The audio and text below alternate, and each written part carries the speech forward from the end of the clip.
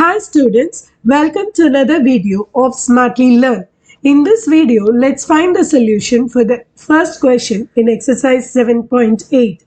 Let's look at the first subdivision, integral x e power x dx. So this is of the form integral u dv. So the formula for this is uv minus integral v du. So first let's identify the u and v. So u is going to be equal to x. So let's compute du. So du is equal to dx.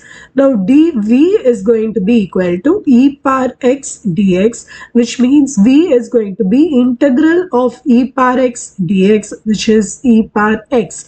Now let's substitute in the formula. So uv, which means x e power x minus integral v du. So integral of v is e power x, du is dx. So this is nothing but x e power x. Now you integrate e power x, it is again e power x plus c. You can take out the e power x common outside. So this is e power x into x minus 1 plus c.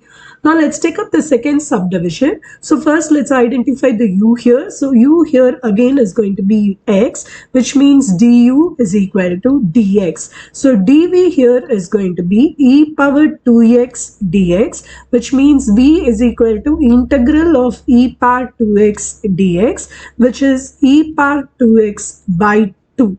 Now let's substitute in the formula. So the formula is uv. So u is x, v is e power 2x by 2 minus of integral v du. So integral of v is e power 2x by 2 dx. I'm going to take the 1 by 2 outside. So this is x e power 2x by 2 minus half into integral e power 2x dx. So now let's fulfill this. So this is x e power 2x by 2 minus 1 by 2 into e power 2x by 2 plus c. So this is x e power 2x by 2 minus e power 2x by 4 plus c. If you want, you can take out the e power 2x outside. So this is going to be e power 2x into x by 2 minus 1 by 4 plus c. You can also take LCM and simplify.